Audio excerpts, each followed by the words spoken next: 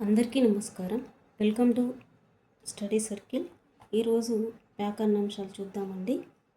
ముందుగా ఏం చూద్దాము అంటే వర్ణమాల రకాలు చూద్దాము, హల్లుల విభాగాలు, ద్విత్వ సంయుక్త సంశ్లేష అక్షరాలు, హల్లులు, వర్గాక్షరాలు, వచనాలు, కర్త కర్మ క్రియలు, భాష భాగాలు, భూత భవిష్యత్ వర్తమాన కాలాలు, విభక్తులు ప్రత్యయాలు, లింగాలు, పురుషాలు, సమాపక అసమాపక క్రియలు, వాక్య భేదాలు, ఇంకా సామాన్య సంశిష్ట సంయుక్త వాక్యాలు చూద్దామండి. వీటి తర్వాత నెక్స్ట్ పార్ట్ 2లో సందులు, సమాసాలు, అలంకారాలు, ఛందస్సు అవి చూద్దామండి. ఓకే, ముందుగా ధ్వని. ధ్వని అనే మాటకు చప్పుడు, శబ్దమని అర్థం. భాషా విషయంలో మాత్రం ధ్వని అంటే నోటితో పలికేది అని అర్థం. భాషా ధ్వనులకు చెందిన అక్షరపు గుర్తుల పట్టికను వర్ణమాల లేదా అక్షరమాల అని అంటాము. అ అనేది ఒక ధ్వనిని తెలిపే గుర్తు, అంటే అక్షరం. అ, ఆ, ఈ అంటే వర్ణాలను అచ్చులు అంటారు. మరి ఈ అచ్చులకే పేర్లు ఉన్నాయండి. ఏంటి? స్వరాలు, ప్రాణాలు. అచ్చులకు గల పేర్లు ఏంటి? స్వరాలు, ప్రాణాలు. నెక్స్ట్ క, ఖ, గ, ఘ వంటి వర్ణాలను హల్లులు అంటారు. మరి ఈ హల్లులకు ఏం పేర్లు ఉన్నాయి? వ్యంజనాలు, ప్రాణులు. చూడండి, ఇక్కడ కొమ్మే ఉంది. ఇక్కడ అచ్చులను స్వరాలు, ప్రాణాలు అంటాము, హల్లులనేమో వ్యంజనాలు, ప్రాణులు అంటాము. ఇది టెట్ టీఎస్లో అడిగిన ప్రశ్నలే అండి ఇవి. నెక్స్ట్ అక్షరమాలలో ఎట్లా ఉన్న హల్లు అనేది పొల్లుగా పలికే ధ్వని. అనే ధ్వనులు కలిసి మా అయింది. మొదటిది హల్లు, రెండవది అచ్చు. మరి కొన్ని అక్షరాల్లో రెండేసి కానీ మూడేసి కానీ హల్లులు కలిసి ఉండవచ్చు. ఇవి 3 రకాలుగా ఉన్నాయి. అవి ఏంటో చూద్దాం. ద్విత్వాక్షరము, సంయుక్తాక్షరము, సంశ్లేషాక్షరము. మరి ద్విత్వాక్షరము అంటే ఏంటి? ఒక హల్లుకు అదే హల్లుకు చెందిన ఒత్తు చేరితే దాన్ని ద్విత్వాక్షరము అంటాము. ఓకే, ఏంటి? కక్క ఒత్తు ఉన్నది. దీన్ని మనము ధ్వనులు చేసినట్టయితే క్ ప్లస్ క, ఖ plus a is equal to ఖ. ఇక్కడ కకారం 2 సార్లు వచ్చింది. అంటే క్ ప్లస్ అ అంటే ఇక్కడ ఆ అనే అచ్చు ఉన్నది. కాలో ఆ అనే అచ్చు ఉన్నది. ఇక్కడ కకారం అనేది 2 సార్లు వచ్చేది. అలానే సంయుక్తాక్షరం. ఒక హల్లుకు వేరొక హల్లుకు చెందిన ఒత్తు చేస్తే దాన్ని సంయుక్తాక్షరం అంటారు. మరి ఎలా చూద్దాము? ఉదాహరణకు నాకు యావత్తు ఉన్నది. న్ ప్లస్ యు ప్లస్ అ అంటే న్య అని పలికినప్పుడు ఆ అనే ధ్వని వస్తున్నది కదా, ఆ అనే అచ్చు వస్తున్నది కదా. అలా ఇక్కడ నకార యకారాలు 2 హల్లులు వచ్చాయి. ఎట్లా అంటే న్ ప్లస్ యు ప్లస్, నాకు యావత్తున్నది కాబట్టి యు, న్ న్య అన్నప్పుడు అచ్చు అనేది పలుకుతుంది కదా న్యాలో. అలా అచ్చు ఇక్కడ నకార యకారాలు అనే 2 హల్లులు వచ్చాయి. నెక్స్ట్ సంశ్లేషాక్షరం. ఒక హల్లుకు ఒకటి కంటే ఎక్కువ హల్లులకు చెందిన ఒత్తులు చేరితే దానిని సంశ్లేషాక్షరం అంటారు. ఉదాహరణకు చూడండి, కి, క్ష్మి. కీకి క్ష ఒత్తున్నది, మా ఒత్తున్నది. అంటే ఖ ప్లస్ క్ష ప్లస్ ము ప్లస్ ఈ. లక్ష్మి అన్నప్పుడు ఈ అనే ధ్వని వస్తున్నది కదా, వచ్చు. ఇక్కడ కకార, షకార, మకార. కకారము, షకారము, మకారం అనే హల్లులు వచ్చాయి. ఓకే అండి.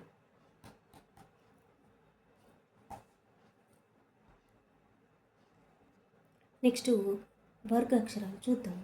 కా నుండి మా వరకు ఉన్న అక్షరాలను 5 వర్గాలుగా విభజించారు. ఏంటంటే క, చ, ట, త, ప అనేవి. క వర్గం చూద్దాము. క, ఖ, గ, ఘ, జ్ఞ. చ వర్గం చ, ఛ, జ, ఝ, ఇని. ట వర్గం ట, ఠ, డ, ట, అన. త వర్గం త, థ, ద, త, న. ప వర్గం ప, ఫ, బ, భ, మ. ఓకే అండి, ఇవి వర్గాక్షరాలు. ఓకే, నెక్స్ట్ తెలుగు భాషలోని వర్ణాలను 3 విధాలుగా విభజించారు. ఇవి ఏంటి? అచ్చులు, హల్లులు, ఉభయాక్షరాలు. ఇవి క్రిందటి వీడియోలో గ్రామర్ చేశానండి. మళ్ళీ ఇప్పుడు మనం వ్యాకరణాంశాలు చెప్పుకుంటున్నాం కాబట్టి ఇవన్నీ వస్తాయి. ఓకే, తెలుగు భాషలోని వర్ణాలను 3 విధాలుగా విభజించారు. అవి అచ్చులు, హల్లులు, ఉభయాక్షరాలు. మరి అచ్చులు అంటే అ, ఆ, ఈ, ఊ, ఊ, రు, రు,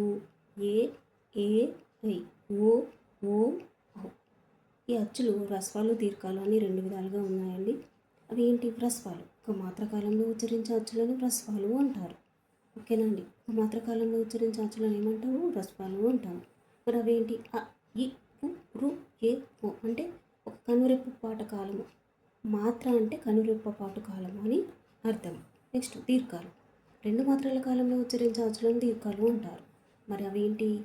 ఆ, ఈ, ఊ, రు, ఏ, ఐ, ఓ, ఔ అనేవి దీర్ఘాలు. మరి హల్లులు కా నుంచి బండిరా వరకు అంటే రౌతి వరకు ఉన్న అక్షరాలు అన్నిటిని హల్లులు అంటాము. మరి ఉచ్చారణ విధానాన్ని బట్టి హల్లులను ఈ క్రింది విభాగాలుగా చేశారు. ఏంటి ఈ క్రింది ఎన్ని రకాలుగా చేశారో చూద్దామండి. క, చ, ట, త, ప అనేవి ఏంటి? పరుషాలు. క, చ, డ, త, ప అనేవి సరళాలు. క, చ, డ, త, ప పరుషంగా అంటే కఠినంగా పలకబడతాయి కాబట్టి వీటికి పరుషాలు అని పేరు. క, చ, డ, త, ప సరళాలు. ఇవి తేలికగా మనం పలుకుతాము, తేలికగా ఉచ్చరిస్తాం కాబట్టి వీటిని సరళాలు అంటారు. మరి ఈ పరుషాలకు సరళాలకు అల్ప ప్రాణాలు అని పేరు. పరుషాలను సరళాలను ఏమంటాము? అల్ప ప్రాణాక్షరాలు అని అంటాము. నెక్స్ట్ ఖ, ఖ, ఛ, ఛ, ఠ, ఠ, థ, ధ, ఫ, ప ఇవేంటి అండి? మహాప్రాణాక్షరాలు. ఈ మహాప్రాణాక్షరాలకు మరి యొక్క పేరు ఏంటి? వర్గయుక్తులు అని పేరు. ఓకే, ఇక్కడ చూడండి. నెక్స్ట్ అంటే మన శక్తినంతా ఉపయోగించి ఒత్తి పట్టి పలుకుతాము ఈ అక్షరాలను. ఇవి మళ్ళీ జట్కతో కూడి ఉంటాయి. ఇవి ఒత్తి పలుకుతాము. ఈ వీటికి మహాప్రాణాక్షరాలు అని పేరు. వీటినే వర్గయుక్తులు అని అంటాము. ఓకే, నెక్స్ట్ జ్ఞ, ఇని, అన, న, మ అనేవి అనునాసికాలు.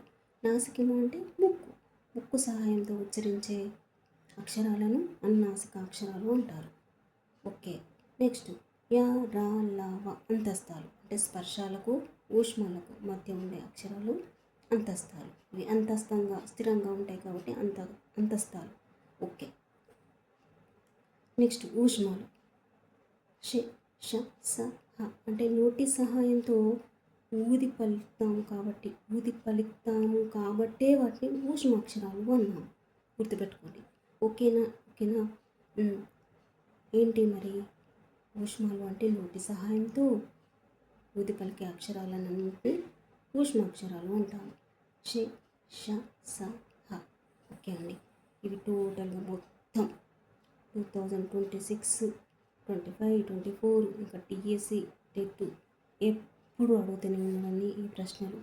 వెరీ వెరీ ఇంపార్టెంట్ అండి. ఇవన్నీ టోటల్గా అల్ప ప్రాణాలు అడిగిండు, మహాప్రాణాలకు మరి ఒక పేరు అడిగిండు, అనునాసిక అక్షరాలు అంటే అడిగిండు, అంతస్తాలు అడిగిండు, ఊష్మాలు అడిగిండు. ఇవి మొత్తం అడిగాడండి. మొన్న 2026లో మహాప్రాణ అక్షరాలకు మరొక పేరు అడిగిండు. ఇక్కడ అనునాసిక అక్షరాలు ఏంటి అని అడిగిండు. స్పర్శాలకు ఊష్మాలకు మధ్య ఉండే అక్షరాలు ఏంటి అని అడిగాడు. మరి ఊది పలికే అక్షరాలు ఏంటి అని అడిగాడు. ఇవి మొత్తం అడిగిండండి. ఒకసారి మొత్తం చూసుకోండి, మీరు జాగ్రత్తగా చూసుకోండి. నెక్స్ట్ ఉభయాక్షరాలు ఎన్ని? 3. అవి సున్నాను పూర్ణ బిందువు అంటారు. పూర్ణ బిందువు అరసున్నాను అరసున్నా విసర్గ. ఈ మూడింటిని అచ్చులతో హల్లులతో ఉపయోగిస్తాము. వీటిని ఉభయాక్షరాలు అని అంటాము. అరసున్నకు గ్రాంధిక భాషలో ప్రాధాన్యం ఉన్నది. విసర్గకు సంస్కృత పదాలకు మాత్రమే ఉపయోగిస్తాము. మరి సున్నాను అచ్చులతో ఉపయోగిస్తాము, హల్లులతో ఉపయోగిస్తాము. ఎలా అంటే ఇప్పుడు మార్క్స్ని పెడితే మమ్మని, తర్వాత చాకుని పెడితే చమ్మని, అలా అచ్చులతో హల్లులతో ఉపయోగించేవి ఉభయాక్షరాలు. ఓకే అండి. ఇక్కడ మనం ఒకసారి ధ్వనుల అంటే ఈ ధ్వనుల అక్షరాల వర్గీకరణ ఎలా ఉందో చూద్దామండి. క, ఖ, గ, ఘ, జ్ఞ వీటిని ఏమంటాము? కంట్యాలు అంటాము.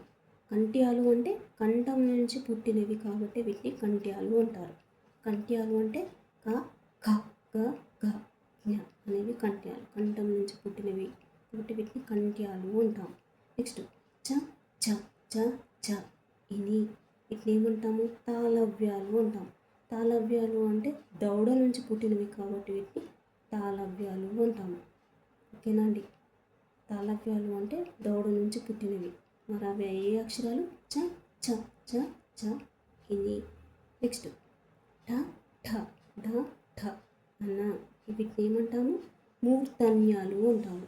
మూర్ధన్యము అంటే నోటి పైభాగం నుంచి పుట్టినవి కాబట్టి వీటిని మూర్ధన్యాలు అంటాము.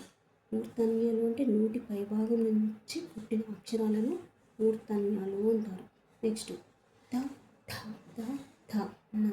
వీటిని ఏమంటాం? దంత్యాలు అంటాం. దంత్యాలు అంటే దంతాల నుంచి పుట్టినవి కాబట్టి వీటిని దంత్యాలు అంటాం. ఓకేనా అండి? నెక్స్ట్ ప హ ప హ మ. ఓష్ట్యాలు. ఓష్ట్యాలు అంటే పెదవుల నుంచి పుట్టినవి కాబట్టి ఓష్ట్యాలు అన్నాము. ఓకేనా అండి? చూడండి ఇక్కడ కంట్యాలు అంటే కంఠం నుంచి పుట్టినవి, తాళవ్యాలు అంటే దవడ నుంచి పుట్టినవి, మూర్ధన్యాలు అంటే నోటి పైభాగం నుంచి పుట్టినవి, దంత్యాలు అంటే దంతాల నుంచి పుట్టినవి, ఓష్ట్యాలు అంటే పెదవుల నుంచి పుట్టినవి. మరి ఓష్ట్యాలు అంటే ప హ భ భ మ. దంత్యాలు అంటే త థ ద ధ న. మూర్ధన్యాలు ట ఠ ఢ ఢ అన్న. తాళవ్యాలు చ చ చ చ ఇని. కంట్యాలు క ఖ గ గ జ్ఞ. Very very important table. Okay, next వచనాలు. వచనాలు అంటే తెలుగులో వచనాలు రెండు రకాలు. అవి ఏకవచనం, బహువచనం. ఇది 5th క్లాస్ గ్రామర్ అండి. ఏకవచనం ఒకే వస్తువును తెలియజేసేదాన్ని ఏకవచనము అంటారు. ఉదాహరణకు బంతి, పలక, చెట్టు మొదలగునవి ఏకవచనం. మరి బహువచనం అంటే ఒకటి కంటే ఎక్కువ వస్తువులను తెలియజేసేదాన్ని బహువచనము అంటారు. ఉదాహరణకు బంతులు, పలకలు, చెట్లు అలా. ఓకే, నెక్స్ట్ భాష భాగాలు చూద్దామండి. చూడండి ఇక్కడ భాషా భాగాలు. వాక్యాల్లో పదాలు ఉంటాయి. పదాలు కొన్ని అక్షరాల కలయికతో ఏర్పడతాయి. ఈ పదాలను వ్యాకరణవేత్తలు ఏం చేశారు? కొన్ని విభాగాలుగా చేశారు. వాటిని భాషా భాగాలు అంటారు. ఈ భాషా భాగాలు 5 రకాలు. అవి ఏంటి? నామవాచకం, సర్వనామం, విశేషణం, క్రియ, అవే. ఓకేనా?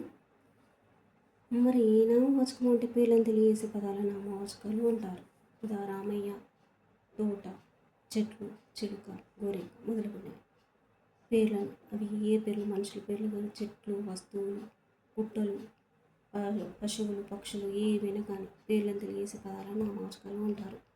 ఓకే, ఇక్కడ పేర్లు అంటే ఒక మనుషుల పేర్లే కాదండి, అన్నిటినీ తెలియజేసే జీవరాశి మొత్తం ఏ పేరు ఉంటాయో ఆ పేరు తెలియజేసేదే నామవాచకం. నెక్స్ట్ సర్వనామం. నామవాచకాలకు బదులుగా వాడే పదాలు సర్వనామాలు అంటాము. ఉదాహరణకి ఏంటి? అతడు, వాడు, వీడు, ఈమె, ఆమె, నీవు, మీరు, నేను, మేము, అది, ఇది, అవి, ఇవి మొదలగునవన్నీ సర్వనామాలు. అంటే నామవాచకానికి బదులుగా వాడేది అంటే పేర్లకు బదులుగా వాడేదే సర్వనామం.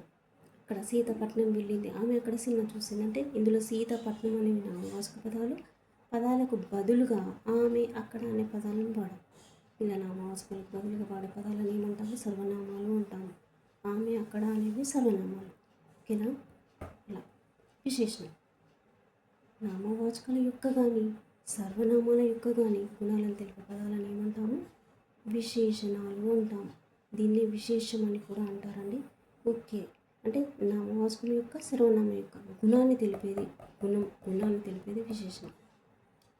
ఉదాహరణ చూసినట్లయితే అవి ఎర్ర గులాబీలు, ఇవి వేడి పాలు, ఇది పెద్ద సూట్ కేస్, రహీం చాలా మంచి పిల్లవాడు, ఈ ద్రాక్షపళ్ళు చాలా తీయగా ఉన్నాయి. ఇక్కడ చూడండి, ఎర్ర, వేడి, పెద్ద, మంచి, తీయ అనేవి ఏంటి? గుణాన్ని తెలుపుతున్నాయి. కాబట్టి వీటిని విశేషణాలు అన్నాం. నెక్స్ట్ ఇక్కడ చూడండి, అవ్యయ లింగవచన విభక్తుల చేత. ఓకే అండి, ఇక్కడ క్రియ చూడండి. క్రియ కర్త చేసే పని తెలుపు పదాలను క్రియలు అంటారు. క్రియ అంటే కర్త ఏ పని అయితే చేస్తున్నాడో ఆ పని తెలియజేసే పదాలను ఏమంటాం? క్రియ అని అంటాం. క్రియ అంటే పని, కర్త అంటే చేసేవారు. ఆమెని పాట పాడుతున్నది, పిల్లి ఎలుకలను తింటున్నది, మావయ్య తోరణాలు కట్టాడు, పూజారి పంచాంగ శ్రవణం చేశాడు, నేను కొత్త బట్టలు కట్టుకున్నాను. ఓకే, పాడుతున్నది, తింటున్నది, కట్టాడు, చేశాడు, కట్టుకున్నాడు, ఇవన్నీ ఏంటండి? పదాలను తెలియజేస్తున్నాయి, అంటే పనులను తెలియజేస్తున్నాయి.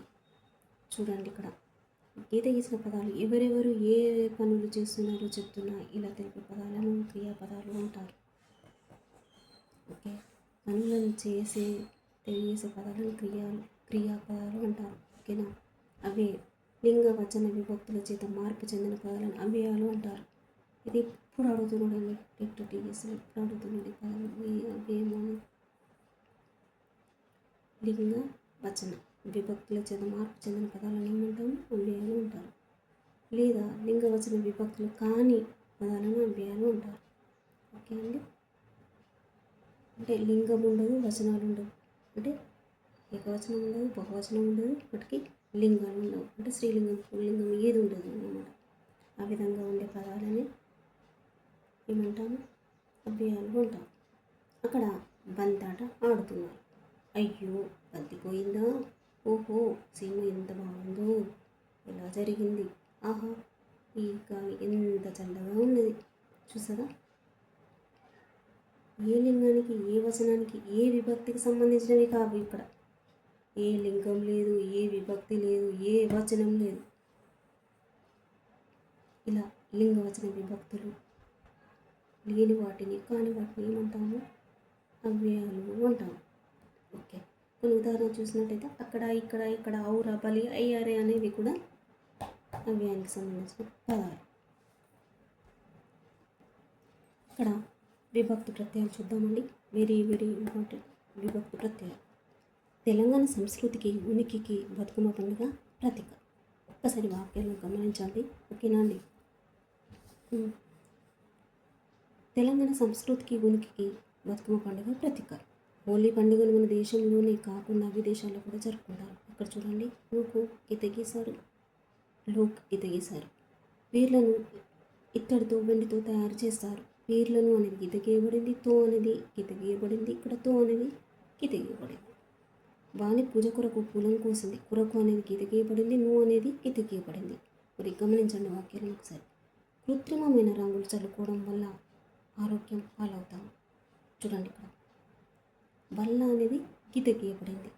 పై వాక్యంలో గీత గీసిన అక్షరాన్ని లేదా పదాన్ని తొలగించి ఒక్కసారి చదవండి, ఎలా ఉంటుందో చూద్దాం. ఇక్కడ ఇప్పుడు మనం గీత గీసిన అక్షరాలను తొలగించి లేదా పదాన్ని తొలగించి చదివినట్టయితే ఎలా ఉంటుందో చూద్దాం. పీర్ల ఇత్తడి వెండి తయారు చేస్తారు. ఇది వాక్యం అవుతుందా అండి, అవుతుందనా?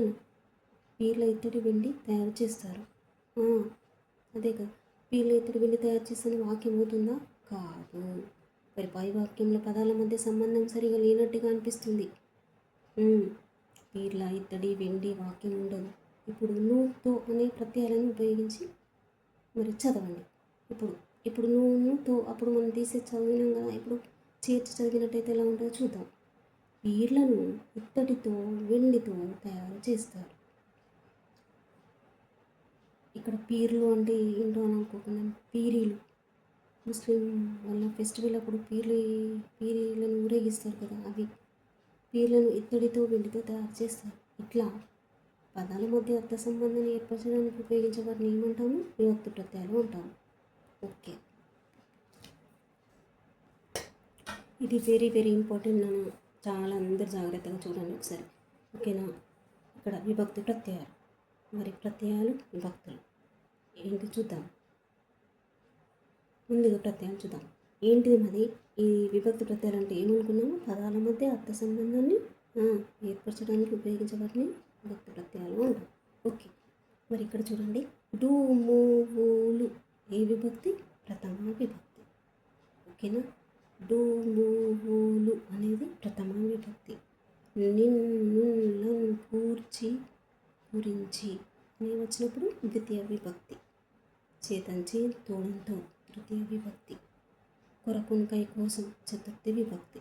వలనం కంటెను పట్టి పంచమి విభక్తి. కిన్ కున్ యొక్క లోపల షష్ఠి విభక్తి.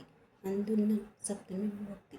ఓ ఊరి ఊయి ఊసి సంబోధన ప్రథమ విభక్తి.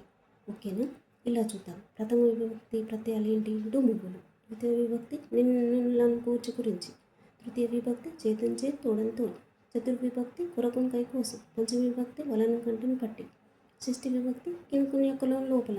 సప్తమి విభక్తి అందున్న. సంబోధన ప్రథమ విభక్తి ఓ, ఊరి, ఊయి, ఊసి. ఓకే, ఇది మీరు బట్టి చదువుతారా, మరి అర్థం చేసుకొని చదువుతారా, అది మీ ఇష్టం. కానీ ఇది నోటెడ్ అయి ఉండాలి. Okay, next లింగములు. నెక్స్ట్ ఏంటండి? లింగములు. మరి ఈ లింగములను ఒక్కసారి చూద్దాం. లింగములు చూద్దాం. ఇక్కడ ఈ క్రింది వాక్యాలను ఒక్కసారి గమనించండి. గీత, లత కూరగాయలు తేవడానికి అంగడికి బయలుదేరారు. ప్రదీప్, సందీపులు వాళ్ళ నాన్నతో కలిసి పట్నం వెళ్ళారు. పిల్లి ఎలుకను వెంబడించింది. చెట్టు మీద కోతులు దుంకుతున్నాయి. ఈ వాక్యాలను ఒక్కసారి గమనించారు కదా. చూడండి, ఇక్కడ పై వాక్యాల్లో గీత, లత, ప్రదీప్, సందీప్, నాన్న, పిల్లి, ఎలుక, చెట్టు, కోతులు మొదలైన పదాలను పరిశీలించాలి. గీత, లత అనేవి స్త్రీలకు చెందిన పదాలు. ఇట్లాంటి పదాలను స్త్రీలింగ పదాలు అంటారు. ప్రదీప్, సందీప్, నాన్న అనేవి పురుషులకు అంటే మగవారికి చెందిన పదాలు. ఇట్లాంటి పదాలను పుంలింగ పదాలు అంటారు. మరి పిల్లి, ఎలుక, చెట్టు, కోతులు మొదలైన పదాలు పురుషులను కానీ స్త్రీలను కానీ సూచించవు. ఇట్లాంటి పదాలను నపుంసకలింగ పదాలు అంటారు. ఇక్కడ అర్థమైందా అండి? అర్థమైందా? ఇలా అర్థమైంది. స్త్రీలకు సంబంధించిన పదాలు, అది చిన్నవారు కానీ పెద్దవారు కానీ వృద్ధులు కానీ స్త్రీలకు సంబంధించినవి ఏ పదాలు కానీ పేర్లు వచ్చినప్పుడు మాత్రం అది స్త్రీలకు సంబంధించిందే అవుతుంది. ఓకేనా? ఇక్కడ పుల్లింగ పదాలు అంటే చిన్నవాళ్ళు కానీ పెద్దవాళ్ళు కానీ వృద్ధులు కానీ పురుషులకు సంబంధించిన పదాలు ఏ వచ్చినా కూడా పుంలింగ పదాలే అవుతాయి. మరి నపుంసకలింగ పదాలు అంటే ఏంటి? జీవులు అంటే పక్షులు, పశువులు, వస్తువులు, జంతువులు, వీటినన్నిటినీ ఈ వాచక శబ్దాలన్నింటినీ నపుంసకలింగము అంటారు. అంటే ఇందులో ఇప్పుడు పిల్లి అన్నాం, ఆడపిల్లి ఒక పిల్లి ఉండవచ్చు. ఎలుక అన్నాం, ఆడ ఎలుక ఒక ఎలుక ఉండవచ్చు. మరి పులి అన్నాం, ఏనుగు అన్నాం, ఇందులో ఆడ ఉండవచ్చు, మగ ఉండవచ్చు. మనకు అది దాంతో సంబంధం లేదు. ఎందుకు అంటే అవి మానవ జాతికి చెందినవి కాదు కాబట్టి. ఓకేనా? ఇక్కడ మనం గుర్తుంచుకోవాల్సి ఏంటి? ఇక్కడ మనకు జంతువులల్లో ఆడ మగ అనేది చూసుడు ఉండదు. ఓన్లీ మానవులకు సంబంధించిన స్త్రీలింగ పదాలు, పుల్లింగ పదాలు మాత్రమే చూసుకోవాలి. ఇక్కడ అందరు కన్ఫ్యూజ్ అయ్యేది ఇదే అండి. ఏంటి, మొన్న ఒక ప్రశ్న అడిగారు, ఆడసింహం బోనులో ఉంది అన్నారు. ఇది ఏ లింగ పదము అన్నారు. ఆడసింహము అనేసరికి అందరూ ఆడ అంటే స్త్రీకి సంబంధించింది వచ్చిందని అందరూ ఇక్కడ స్త్రీలింగ పదమా, పుల్లింగ పదమా, నపుంసకలింగ పదమా, ఇవన్నీ కావు అని ఇచ్చారు, పైవేవి కావు అని ఇచ్చారు. అలా వచ్చినప్పుడు మనం ఏంటి, ఆడ అని వచ్చినప్పుడు ఆడ స్త్రీకి సంబంధించిన లింగం అని పెట్టారు. అలా కాదు, అది స్త్రీలింగ పదాలు అంటే మానవాళ్ళకు సంబంధించినవా జంతువులకు సంబంధించినవా చూసుకొని మాత్రమే పెట్టాలి. ఓకేనా? జీవులకు సంబంధించినవి ఉంటాయి, పిల్లి, చెట్టు, కోతులు, తర్వాత గుట్టలు, చెట్లు, పాములు, జంతువులు ఇవే వచ్చినా కూడా మనం దీనికి సంబంధించినవి నపుంసకలింగ పదాలు. ఇక్కడ చూడండి, పిల్లి, ఎలుక, చెట్టు, కోతులు మొదలైన పదాలు ఏంటండి? అవి పురుషులకు కానీ స్త్రీలకు కానీ సూచించబడవు. అవి పురుషులకు స్త్రీలకు సూచించబడవు. మరి ఇట్లాంటి పదాలను ఏమంటారు? నపుంసకలింగ పదాలు అంటారు. ఓకేనా? అర్థమైందా? ఒక్కసారి మళ్ళీ చూద్దాం. ఏంటంటే పురుషవాచక శబ్దాలని పుల్లింగాలని, స్త్రీవాచక శబ్దాలను స్త్రీలింగాలని, పై రెండు కానటువంటి అంటే మానవ సంబంధం కానీ, చూసారా, పై రెండు కాదు అంటే ఏ రెండు కాదు, మానవ సంబంధం కానీ అంటే అనగా ఏంటి, వస్తు, పక్షి, జంతు వాచక శబ్దాలను నపుంసకలింగ పదాలు అంటారు. చూసారా, ఏంటి వస్తువులు, పక్షులు, జంతువులు, వీటన్నిటిని ఈ వాచక శబ్దం పాలిక శబ్దాలన్నింటినీ నపుంసకలింగ పదాలు అని అంటాం. ఓకే, నెక్స్ట్ భూత భవిష్యత్ వర్తమాన కాలాలు అవి ఏంటి చూద్దాం. క్రింది వాక్యాలు ఒక్కసారి చదవండి. గీత గీసిన పదాలు ఒక్కసారి గమనించండి. జయ దీపిక కూరగాయలు కొన్నారు. కొన్నారు అన్నది ఏంటండి అంటే ఇప్పుడు మన కాలాలు ఎన్ని? భూతకాలము, భవిష్యత్ కాలము, వర్తమాన కాలము. కొన్నారు అంటే పని జరిగింది. ఇక్కడ ఏ కాలము? భూతకాలం. అరుంధతి అన్నం తింటున్నది, ప్రస్తుతం తింటున్నది అంటే పని జరుగుతున్నది కాబట్టి వర్తమాన కాలం. రాధ పుస్తకం చదువుతున్నది కాబట్టి ఇది పని జరుగుతున్నది కాబట్టి వర్తమాన కాలం. రహీం కరీం రేపు విజయవాడ వెళ్తారు అనేది భవిష్యత్ కాలం. పిల్లలందరూ మధ్యాహ్న భోజనం తిన్నారు అయిపోయింది భూతకాలం. రాజు రేపు వస్తాడు అనేది ఏ కాలం అండి? భవిష్యత్ కాలం. రేపు వస్తాడు. నాన్న రేపు వెళ్తాడు, ఇది కూడా భవిష్యత్ కాలమే. రాజు రవి క్రికెట్ ఆడారు అయిపోయింది భూతకాలం. రాజు నిన్న సినిమా చూశాడు అయిపోయింది భూతకాలం. గీత బట్టలు ప్రస్తుతం కొంటున్నది వర్తమాన కాలం.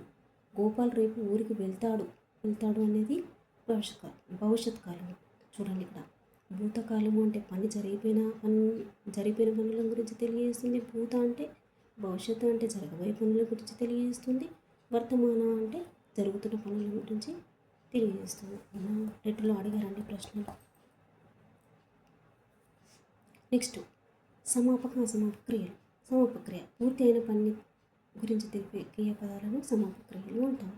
అంటే పని పూర్తి అయితేనే ఆ క్రియలను ఏమంటాము? సమాపక క్రియలు అంటాము. సరళ ఇంటికి వచ్చింది, రవి పుస్తకం చదువుతున్నాడు, గీత బజార్కు వెళ్ళింది. ఇక్కడ అన్ని పనులన్నీ జరిగాయి కాబట్టి ఏంటి?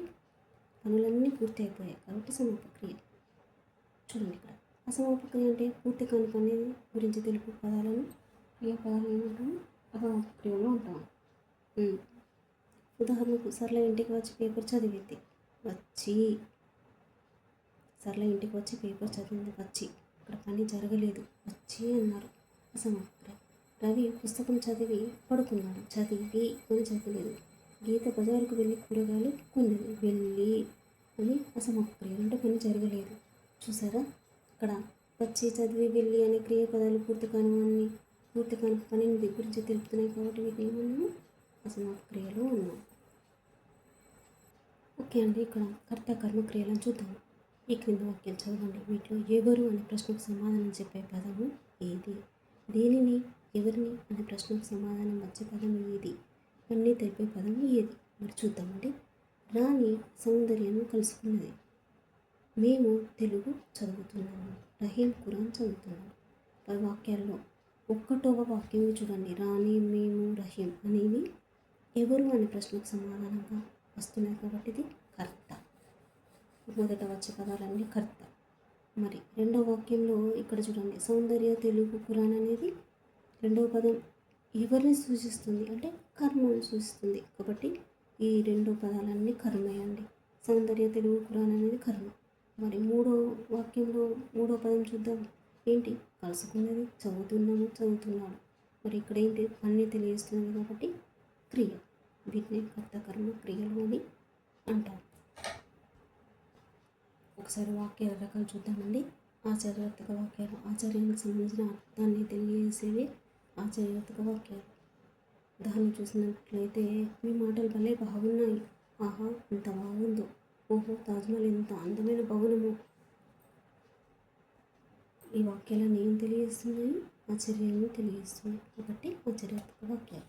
నెక్స్ట్ విద్యార్థక వాక్యాలు. విధిగా చేయాలి అనే అర్థాన్ని సూచించే వాక్యాన్ని విద్యార్థక వాక్యాలు అంటారు. లేదా ఆజ్ఞను తెలియజేసే వాక్యాన్ని విద్యార్థక వాక్యాలు అంటారు. మరి ఉదాహరణకు ఆ వాక్యాలు ఏంటి చూద్దాం. సత్యాన్ని పలకండి, చేతులు కడుక్కో, క్రమశిక్షణతో వెలగండి, స్నానం చేయాలి, నువ్వు చదువు. ఇవన్నీ విద్యార్థక వాక్యాలు. అంటే విధిగా చేయాలి అనే అర్థాన్ని సూచించేవి విద్యార్థక వాక్యాలు. నెక్స్ట్ నిషేధార్థక వాక్యాలు. ఒక పని చేయవద్దు అని నిషేధించే అర్థాన్ని సూచించే వాక్యాలే నిషేధార్థక వాక్యాలు. చెడు పనులు చేయవద్దు, చాలాసేపు టీవీ చూడవద్దు, రసాబస చేయకండి, అల్లరి చేయవద్దు అనేవి నిషేధార్థక వాక్యాలు. అనుదార్థక వాక్యాలు. ఏదైనా ఒక పని చేయడానికి అనుమతించే అర్థాన్ని సూచించే వాక్యాన్ని అనుదార్థక వాక్యాలు అంటారు. ఏదైనా ఒక పని చేయడానికి అనుమతించే వాక్యాన్ని అనుదార్థక వాక్యం అంటారు. ఉదాహరణకు చూసినట్టయితే, వీరికి వెళ్ళవచ్చు, లోపలికి రావచ్చు, నువ్వు వెళ్ళవచ్చు, పరీక్షలు రాయవచ్చు, మీరు ఆడుకోవచ్చు. ఇవన్నీ అనుమతించే వాక్యాలు. ఓకే. సామర్థ్యార్థక వాక్యాలు. ఒక వ్యక్తి కానీ, వ్యవస్థ కానీ లేదా యంత్రానికి కానీ ఉన్న సమర్థతను సూచించే అర్థం గల వాక్యాన్ని సామర్థ్యార్థక వాక్యాలు అంటారు. ఉదాహరణ చూసినట్టయితే, నేను పాట పాడగలను, కోపల చెట్టు ఎక్కగలడు, సబిహ లెక్కలు బాగా చేసింది, తను బొమ్మలు వేయగలడు, ఓకే, ఉన్నీసా ఇంటి పని చేయగలదు. ఇవన్నీ ఏంటండి? సామర్థ్యాన్ని తెలియజేసే పదాలు, సామర్థ్యార్థక వాక్యాలు. ఓకే, సందేహార్థక వాక్యాలు. సందేహాన్ని తెలిపే వాక్యాలు సందేహార్థక వాక్యాలు అంటారు. దాన్ని చూసినట్లయితే, ఇవన్నీ మీరు చేస్తారో లేదు, రవి పని చేస్తాడో చేయడు, వారు రారేమో, కిషన్ చదువుతాడో లేదో, ఇవన్నీ ఏంటి? అనుమానాన్ని, సందేహాన్ని వ్యక్తం చేస్తుంది కాబట్టి సందేహార్థక వాక్యం. ఓకే, నెక్స్ట్ ఆశీర్వార్థక వాక్యాలు. ఆశీర్వదిస్తున్నట్లు అర్థం చేసే వాక్యాన్ని ఆశీర్వార్థక వాక్యాలు అంటారు. మీ కుటుంబం చల్లగా ఉండదు, నువ్వు నూరేళ్ళు వర్తిల్లు, ఇల్లు నూరేళ్ళు జీవించు, మీకు శుభం కలగాలి అనేవి అన్నీ ఆశీర్వార్థక వాక్యాలు. నెక్స్ట్ ప్రార్థనార్థక వాక్యాలు. ప్రార్థన అభ్యర్థనార్థాన్ని సూచించే వాక్యాలు ప్రార్థనార్థక వాక్యాలు అంటారు. దాన్ని చూసినట్టయితే, దయచేసి చెప్పండి, దయచేసి పని చేయండి, దయచేసి సెలవు ఇవ్వండి, ఇవన్నీ ప్రార్థించే వాక్యాలు ప్రార్థనార్థక వాక్యాలు. ఓకే, ప్రశ్నార్థక వాక్యాలు. ఒక వాక్యానికి ప్రశ్నను సూచించే అర్థం వచ్చే వాక్యాన్ని ప్రశ్నార్థక వాక్యాలు అంటారు. ఉదాహరణ, మీరు చదువుతున్నారా, ఎప్పుడు వచ్చావు, ఎవరో పైడి బొమ్మ, గౌరీ ఏం చేస్తున్నావు, ఇవన్నీ ప్రశ్నించే విధంగా ఉన్నాయి కాబట్టి ప్రశ్నార్థక వాక్యాలు. నెక్స్ట్ హేతువార్థక వాక్యాలు. ఒక పని కావడానికి కారణాన్ని లేదా హేతువును సూచించే అర్థం ఉన్న వాక్యాన్ని హేతువార్థక వాక్యాలు అంటారు. మేమంతా చదివితేనే ముందుకెళ్తాం, వర్షం లేక పంటలు పండలేదు, ఇవన్నీ ఏంటి? హేతువును సూచిస్తున్నాయి కాబట్టి హేతువార్థక వాక్యాలు. అంటే ఒక పని కావడానికి కారణాన్ని లేదా హేతువు సూచించే అర్థం ఉన్నట్టుగా తెలియజేసే పదాలు హేతువార్థక వాక్యాలు. నెక్స్ట్ సామాన్య సంక్షిప్త సంయుక్త వాక్యాలు చూద్దాం. సామాన్య వాక్యాలు. ఒకే వాక్యంలో ఒకే సమాపక్రియ ఉంటే అలాంటి వాక్యాన్ని సామాన్య వాక్యం అంటారు. చూడండి, సరళ అన్నం తిన్నది, రవి బడికి వెళ్ళాడు. ఇక్కడ ఒకటి సమాపక్రియ ఉంది, తిన్నది వెళ్ళాడు అనేది. సంశిష్ట వాక్యాలు. ఒకే వాక్యంలో అసమాపక్రియ సమాపక్రియ ఉన్న వాక్యాన్ని సంశిష్ట వాక్యం అని అంటాం. అంటే అసమాపక్రియలు ఒకటి కానీ అంతకుమించి కానీ ఉండవచ్చు. ఓకేనా? సంయుక్త వాక్యాలు. ఇక్కడ సంశిష్ట వాక్యం ఉదాహరణ చూసినట్టయితే, రవి అన్నం తిని పాఠం చదివి బడికి వెళ్ళాడు. ఇక్కడ తిని చదివి అనేవి రెండు అసమాపక్రియలు. ఇక్కడే అనుకున్నాం, అసమాపక్రియలు అంటే ఒకటి కానీ అంతకన్నా ఎక్కువ కానీ మించి ఉండవచ్చు సంశిష్ట వాక్యంలో.